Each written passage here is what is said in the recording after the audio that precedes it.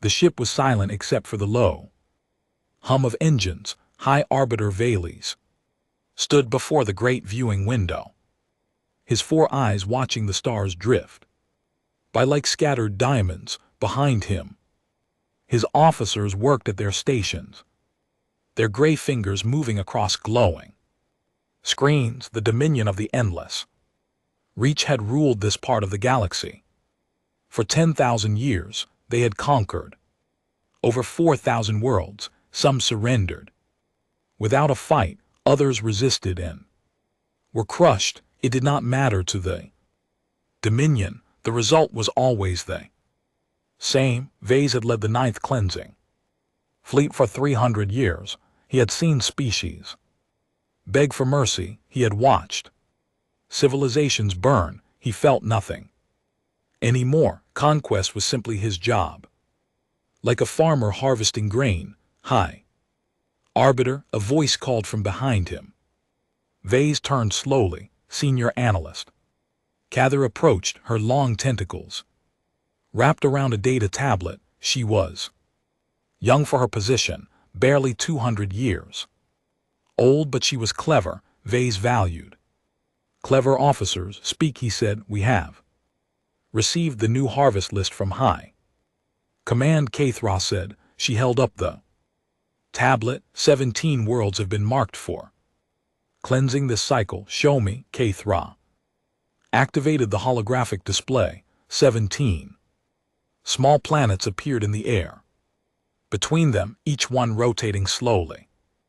Most were unremarkable, rocky worlds, with primitive inhabitants, gas giants, with floating cities, ice planets with underground civilizations. Vase had seen thousands like them. This one, Cather said, pointing to a small blue and green world. It was added to the list just recently. Sol 3, the inhabitants call it Earth. V studied the planet. It was pretty, he supposed it. Blue oceans covered most of its surface. White clouds swirled across green and brown land masses. A single gray moon orbited around it. Classification, he asked. Class 7. Primitive, Cather replied. They have achieved basic space travel but cannot leave their own solar system. They have nuclear technology but have not yet destroyed themselves with it. Their civilization is approximately 10,000 years old. Military capability minimal. By our standards, they have explosive projectile weapons, simple aircraft, and primitive naval vessels. Nothing that can threaten our ships. Kier paused. However, there is something unusual about this species. Vase raised one of his eyes. Unusual. They are not unified. The planet is divided into nearly 200 separate nation states. They fight among themselves constantly. Wars, conflicts, and disputes appear to be normal for them. This made Vale smile. A divided enemy was the easiest kind of enemy. They would be too busy fighting each other to resist the dominion. Estimated pacification time, he asked. 6 planetary rotations, perhaps less. Vase nodded slowly. Added to our route, we will cleanse this Earth after we finish with the others. Cathra bowed and returned to her station. The 9th cleansing fleet was not small. 12 dreadnoughts formed its core, each 5 km long and armed with enough firepower to crack a planet in half. 300 support vessels surrounded them like protective fish around great whales. Snort's troop transports carried over 2 million soldiers, all of them trained since birth for war. Against such a force, no primitive species had ever survived. The fleet changed course, adding the Sol system to its path. It would take several months to reach the small blue planet. Vase did not mind the wait. He had learned long ago that patience was the greatest weapon. As the days passed, Vase ordered his analysts to study Earth more closely. It was standard procedure. Before any invasion, the Dominion learned everything about their target: language, culture, military positions, population centers. Knowledge made conquest easier. Probes were launched toward the Sol system. They were small, fast, and invisible to primitive sensors. Their job was to collect electromagnetic signals from the planet, radio waves, television broadcasts, data transmissions, the noise of a civilization. Weeks later, the first data packets arrived. Vase was in his private chambers when Kathra requested entry. He allowed her in. She looked different somehow. Her gray skin had turned pale, almost white. Her tentacles were trembling. "High Arbiter," she said, "there is something you must see." "What is it?" "The data from the probes. We have begun translating their broadcasts." She hesitated. "There are concerns." Vase frowned. "Concerns? They are Class 7 primitives. What concerns could there be?" Kra placed her tablet on his desk. "Please look for yourself." Vase picked up the tablet and began reading. At first, he did not understand.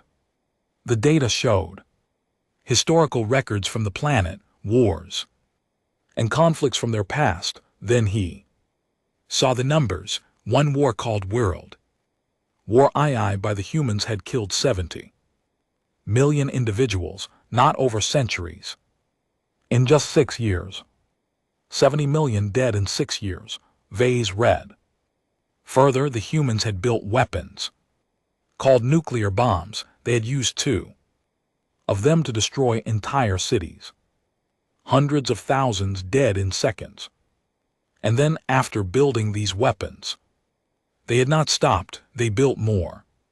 Thousands more. They pointed them at each other and waited. For decades they lived under the threat of total destruction, and they simply continued living. "This must be an error," Vila said quietly. "No species would do this to themselves." "It is not an error," Kathra replied. "We have verified the translations multiple times. These records are accurate." Vase set down the tablet. For the first time in 300 years, he felt something he had almost forgotten: doubt.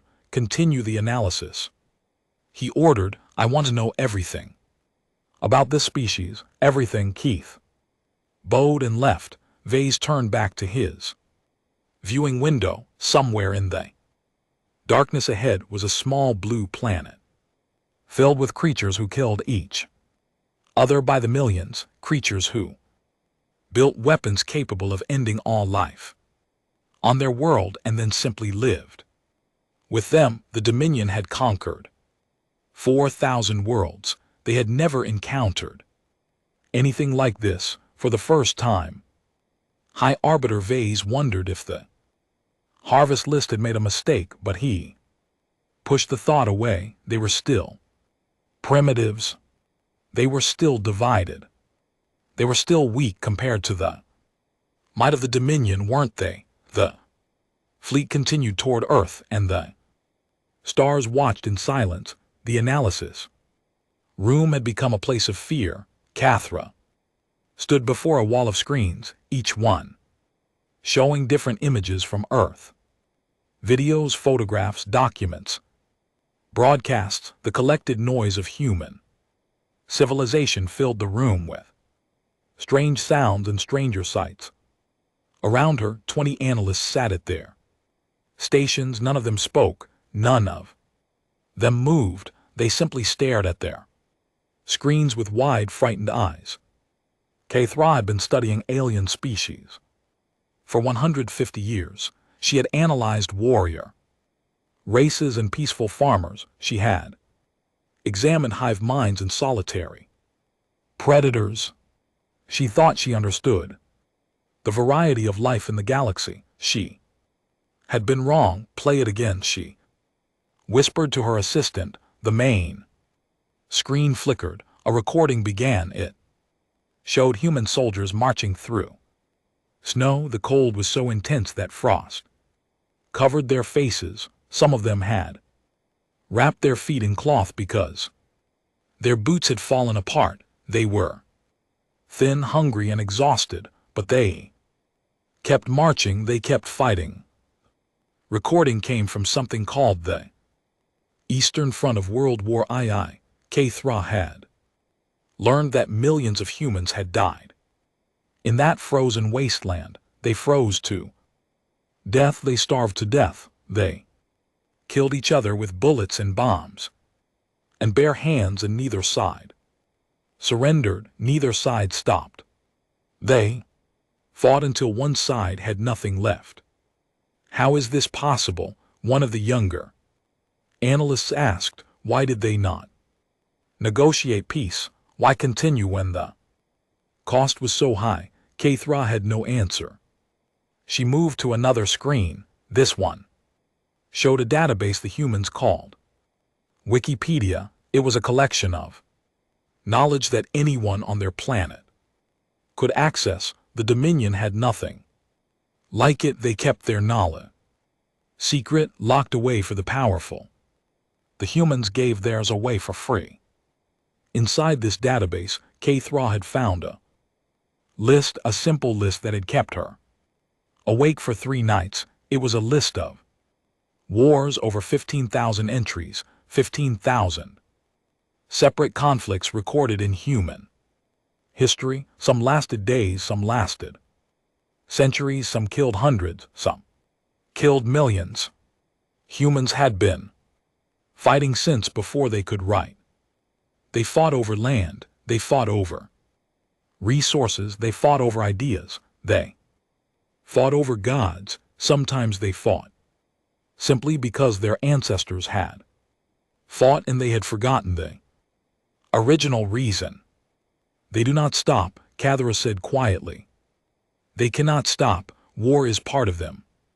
Like breathing, another analyst spoke up. Senior analyst, you must see this.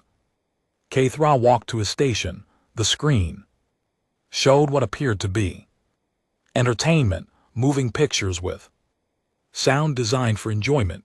They call these films, the analyst explained, stories told through moving images. We have translated several hundred of them.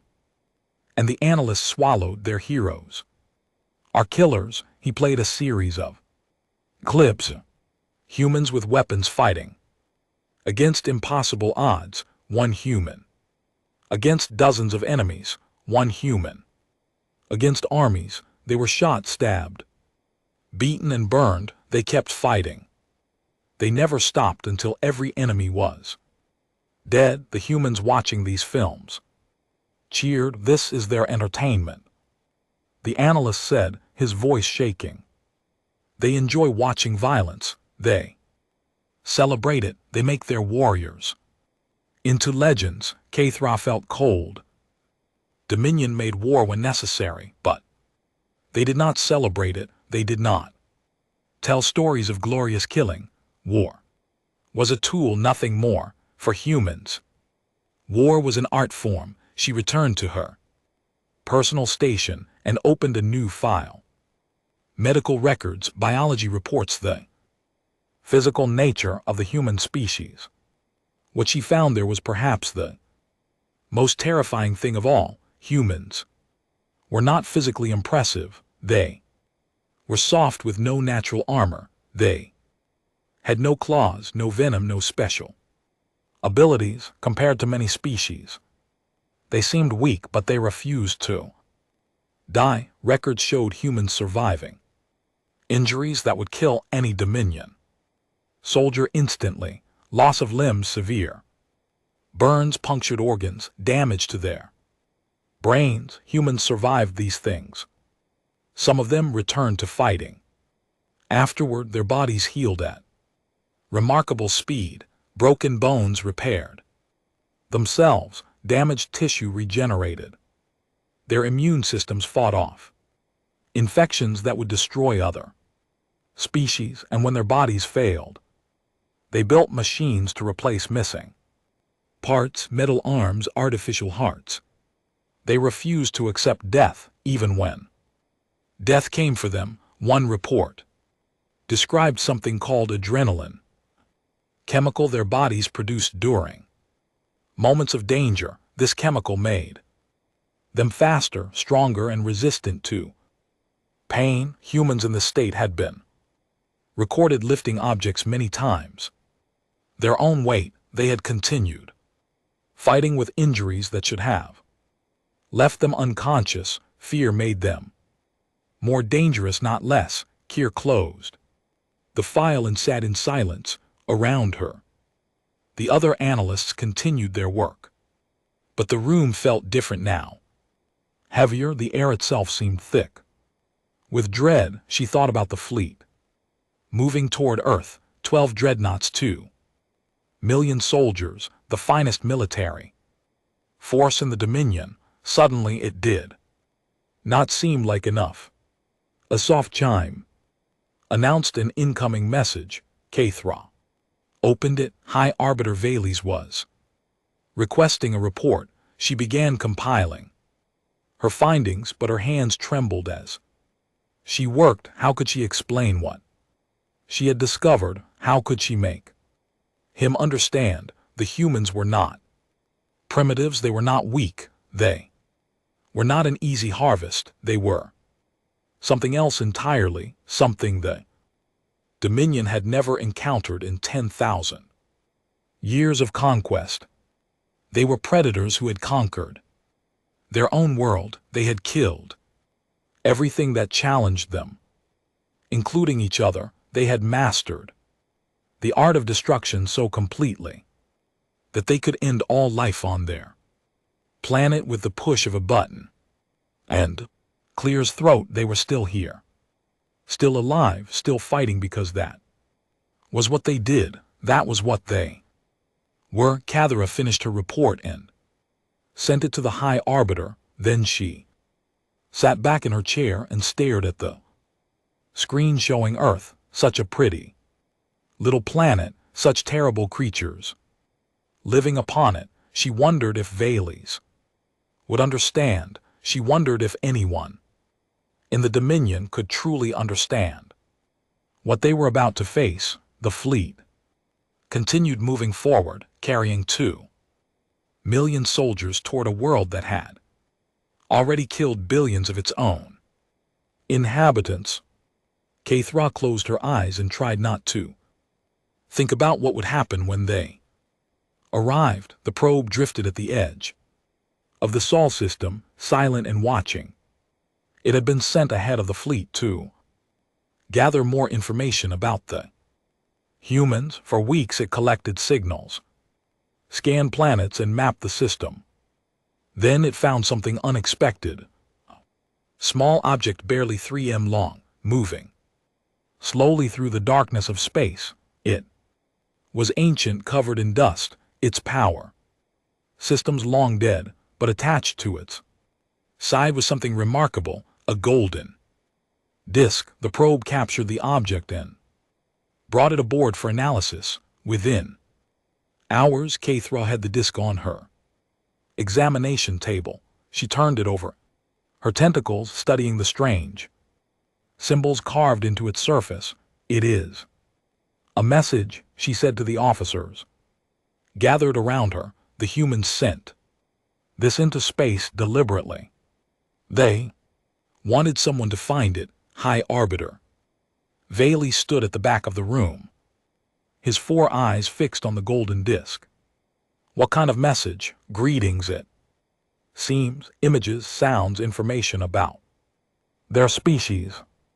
Kathra connected the disk to her translation systems. They included instructions for playing it. They wanted to be understood. Then let us understand them, Valles said. Play it. The room fell silent as the disk began to spin. First sounds were greetings, human voices speaking in dozens of different languages. Hello, peace, welcome. The Words were friendly, hopeful even. Several officers relaxed slightly. Perhaps these humans were not as dangerous as the report suggested. Then the music began. It started slowly. Strange instruments creating sounds the Dominion had never heard, soft at first. Almost gentle, but then it changed. Drums began to pound, low and heavy. Like the heartbeat of something massive. And ancient, the rhythm grew faster. Harder, the drums were joined by voices. Hundreds of voices singing together in harmony and fury. The sound filled the room like a physical force. Kathra watched the officers around her. Some had stepped back from the speakers. Others had covered their hearing organs. One young soldier had fallen to his knees, overwhelmed by the sheer power of the sound. The music continued. A piece called Rite of Spring played, and it sounded like the birth of angry gods. Violent, chaotic, beautiful in a terrifying way. It was not the music of a peaceful species. It was the music of hunters, conquerors, survivors. Stop it, one officer gasped. Turn it off, but Valles raised his hand. No, let it play. We must understand. The golden disc continued its message. Images appeared on their screens, pictures of humans in all their variety, different colors, different sizes, different clothing. They showed their art, their cities, their children. They showed their planet. From space, beautiful and blue, and they showed their eyes. Kathra leaned closer to the screen. Human eyes were small compared to many species. Two simple orbs with colored circles in the center. Nothing special about them, but something in those eyes made her cold. There was a hunger there, a drive, a refusal to accept limits or boundaries. These were not the eyes of prey animals, content to hide and survive. These were the eyes of creatures who looked at the horizon and demanded to know what lay beyond it. These were the eyes of predators. The music shifted. Again, softer now, a solo voice singing. Something sad and beautiful, but even sadness there was strength. Even in grief there was defiance. When the disc finished, the room remained silent for a long time. Vase spoke first. They put their souls on that disc, he said. Quietly, they wanted the universe to know exactly what they are. Catherine nodded. They are not hiding. They are not ashamed. They are announcing themselves like a predator marking its territory. Yes, Vase walked closer to the golden disc. He stared at it for a moment, then turned to face his officers. Report on their nuclear weapons. How many do they possess? Kathra checked her data. Current estimates suggest approximately 13,000 nuclear devices spread across multiple nations, enough to destroy all life on their planet several times over, and they have not used them against each other, not since the first two were dropped on enemy cities. They have tested them extensively. However, over 2,000 nuclear explosions on their own planet. An officer spoke up. Perhaps they learned from those first attacks. Perhaps they understand the danger. Kathra shook her head. No, they still have the weapons. They are still building more. They simply have not had a reason to use them. She paused, yet Valles turned to face the viewing window. Outside, stars drifted by, cold and indifferent. Somewhere ahead, a small blue planet waited. They call this doctrine mutually assured destruction. Kathra continued. If one nation attacks, the others will respond. Everyone dies, no one wins, and they accept this. They have lived under this threat for decades. They go about their daily lives knowing that extinction Could come at any moment, they have. Normalized the end of their world.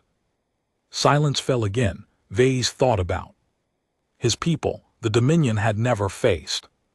Extinction, they had never imagined. Their own end, the concept was foreign. To them, terrifying clears throat. Beyond measure, but humans lived with it. Every day, they woke up knowing that everything could end. They went to sleep, not knowing if tomorrow would come, and instead of falling into despair, they simply continued. They worked, they loved, they fought, they created, they sent golden discs into space hoping someone would find them. There is one more thing, Cathra said, something I discovered in their historical records. What they are, persistence hunters. Vase frowned. Explain. On their home world, before they built cities, humans hunted by chasing their prey, not by being faster. They were not fast, not by being stronger. They were not strong. They hunted by never stopping. Cathra pulled up ancient images on the screen. Primitive humans, nearly naked, running across vast grasslands. They would chase an animal for hours, days. The animal would run and the humans would follow. The animal would rest and the humans would find it again and again until the prey collapsed from exhaustion. She looked at Vales. Humans do not need to be the fastest or the strongest. They simply need to be the last ones standing. Vale felt something cold settle in his chest. Fear, real fear. For the first time in centuries, we cannot invade this planet, he said. Quietly, High Arbiter, these creatures will not surrender. They will not stop. Even if we destroy their cities, they will fight from the ruins. Even if we kill billions, the survivors will keep coming. He turned to face his officers. They will chase us across the stars.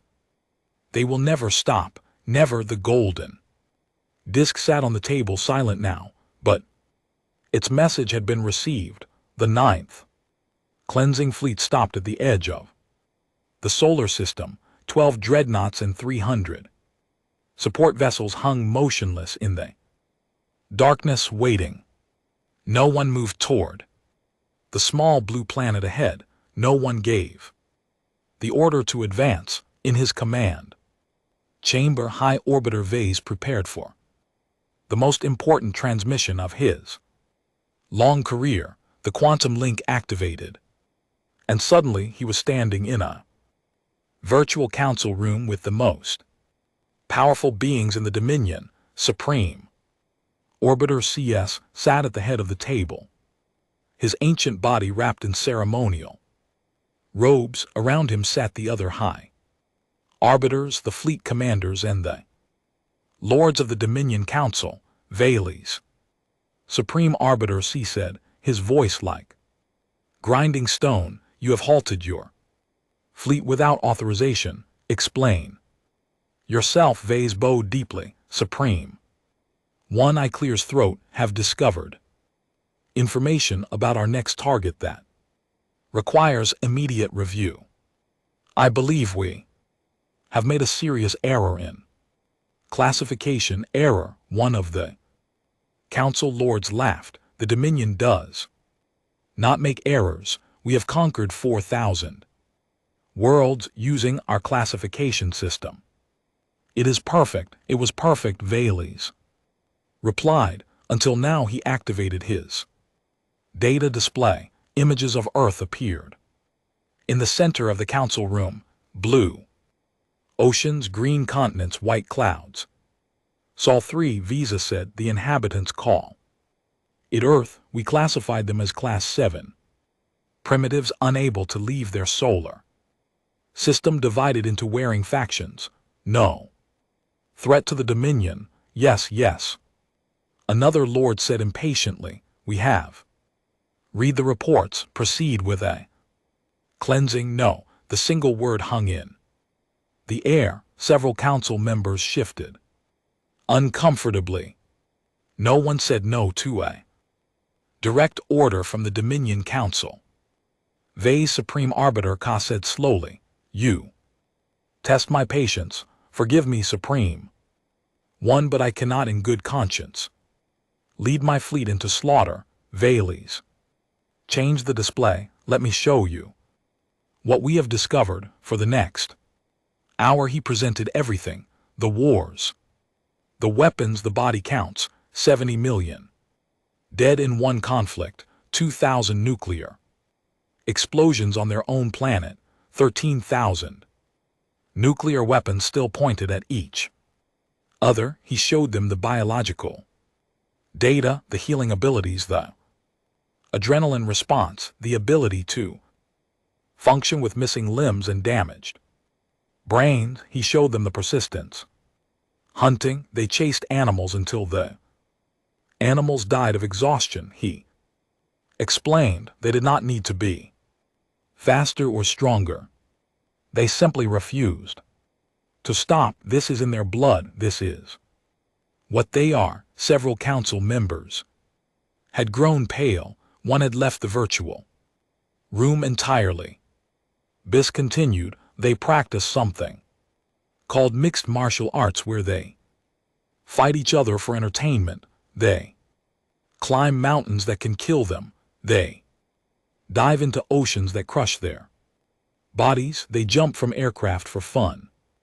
They strap themselves to rockets and launch into space. He played a recording from something called NASA. It showed humans cheering as a metal tube exploded off a launch pad, carrying other humans into the void. They looked at space, Vayles said, and their first response was to build controlled explosions and ride them. They did not care about the danger. They simply wanted to go. Supreme Arbiter Cass raised a withered hand. Enough. What is your recommendation? Withdraw the fleet. Reclassify Sol 3 as a quarantine zone. No contact, no invasion. We leave them alone and pray they never learn we exist. The council erupted in argument. Lords shouted at each other. Fleet commanders demanded action. Some called Vayles a coward. Others agreed with him. Through it all, Supreme Arbiter Cass remained silent. Finally, he raised his hand again and silence fell. Hi, Arbiter Vayles, he said, you have served the Dominion for 300 years. You have never failed a mission. You have never shown fear, no Supreme One, and now you are afraid. Vayles met the ancient eyes of the Supreme Arbiter. Yes, for the first time in my life I am truly afraid. Costs nodded slowly.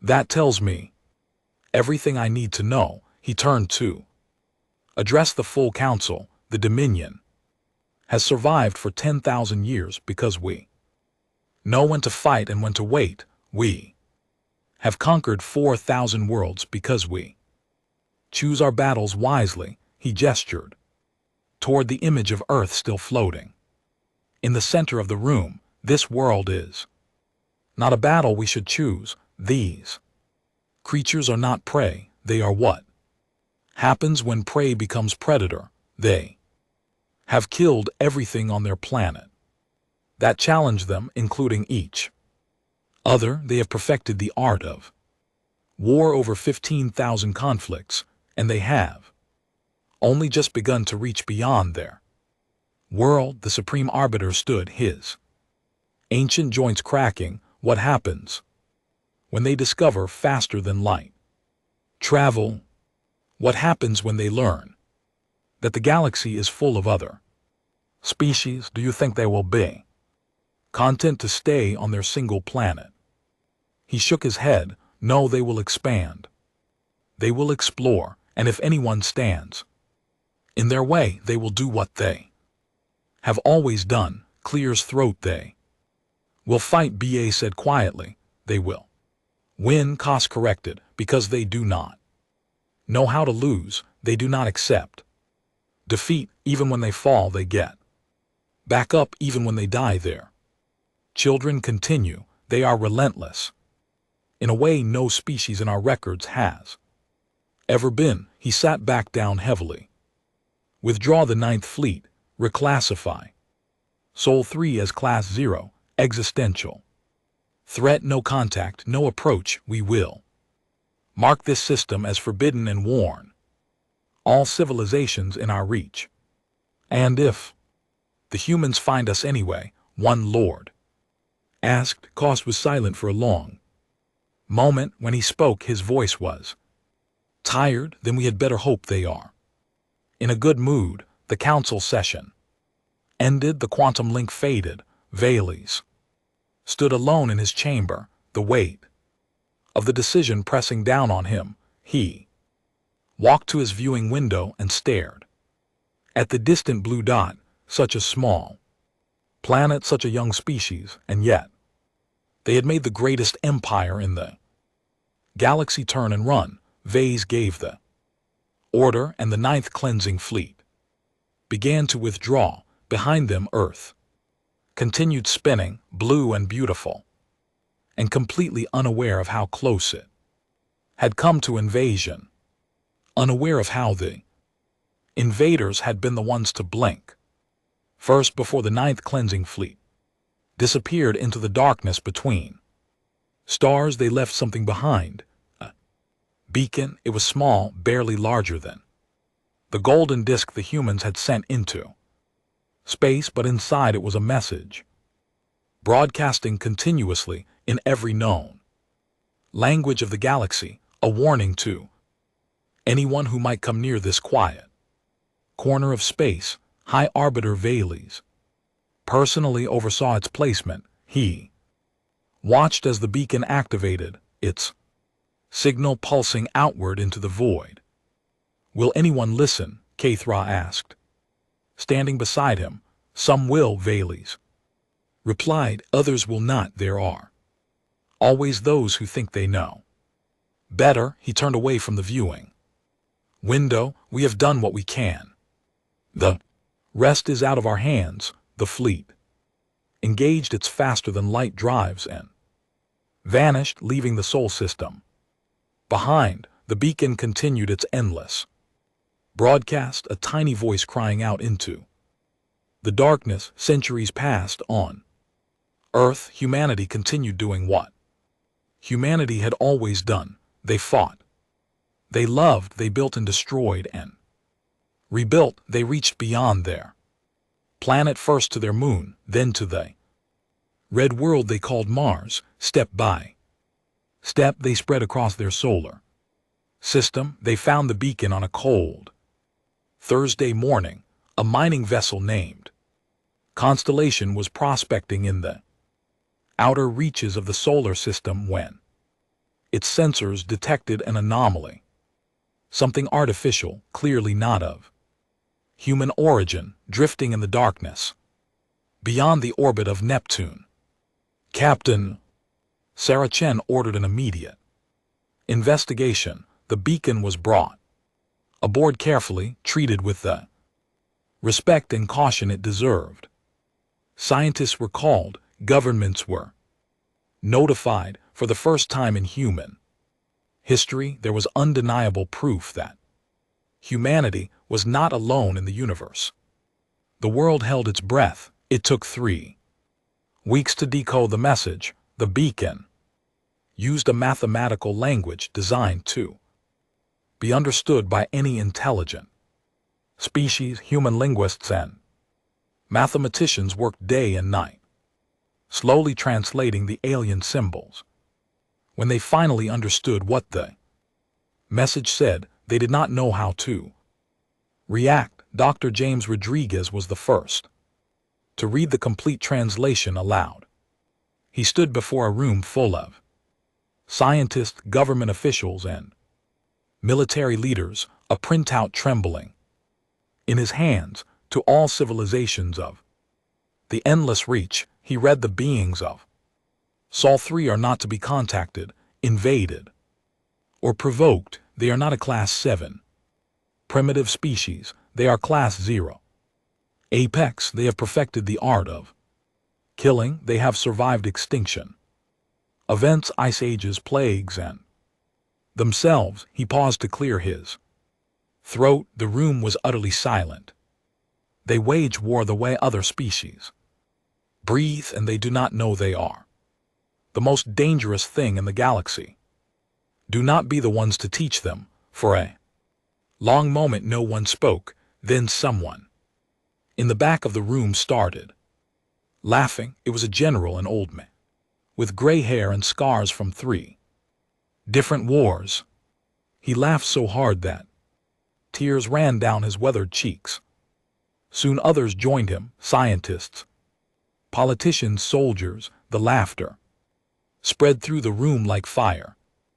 Impossible to contain, the news spread just as fast. Within hours the message was broadcast around the world. People read it on their phones, their computers, their televisions. They shared it with friends and family. They posted it on social media with comments and reactions, and everywhere the response was the same: laughter. Humanity laughed at the warning meant to make others fear them.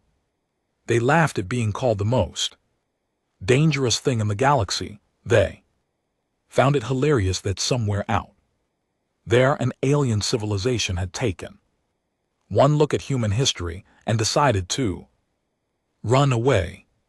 The laughter echoed across the planet. It filled homes and offices and schools. It united nations that had been enemies for centuries. For one brief, shining moment, all of humanity shared the same joke. We scared them. We actually scared them. Far away in a distant corner of the galaxy, a dominion listening post detected an unusual signal from the Sol system. The officer on duty activated the translation protocols and waited. When the signal resolved, he heard laughter, not just one voice, millions of them, billions.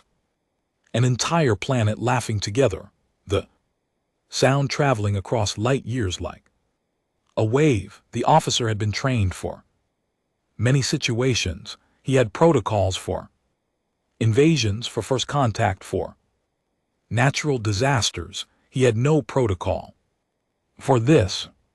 He listened to the laughter. For a long time, it was not the laughter of creatures who were afraid. It was not nervous or uncertain. It was the laughter of beings who had just been told they were monsters and found the accusation amusing. It was the laughter of predators who had never doubted their place in the food chain. The officer filed his report with trembling fingers. He recommended extending the quarantine zone around Sol by another 100 light years. He recommended increasing surveillance. He recommended preparing contingency plans for the day when humans finally left their little corner of space, because they would leave. The officer knew that now with terrible certainty. A species that laughed at being called dangerous would not stay confined forever.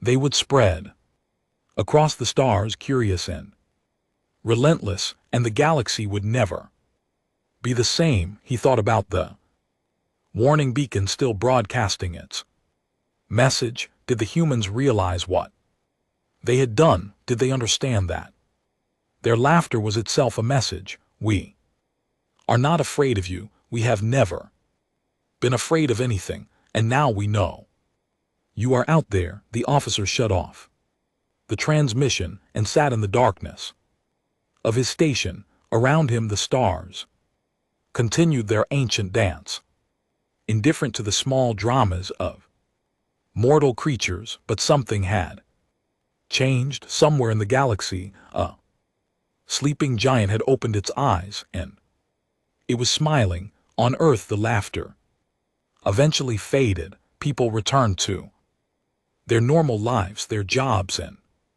families and everyday concerns. But something had shifted. A new confidence filled the human spirit. They were not alone in the universe, and the universe was afraid of them. Children grew up hearing the story of the warning beacon. It became legend, then myth, then simple fact. Humans were dangerous, humans were relentless, humans were survivors, and one day, when humanity finally built ships that could cross the vast distances between stars, they carried that knowledge with them. They also carried the golden disc, a copy of the original message their ancestors had sent into the void so long ago. Greeting to the universe, hello, we come in peace, but if you make us fight, we will win. The stars waited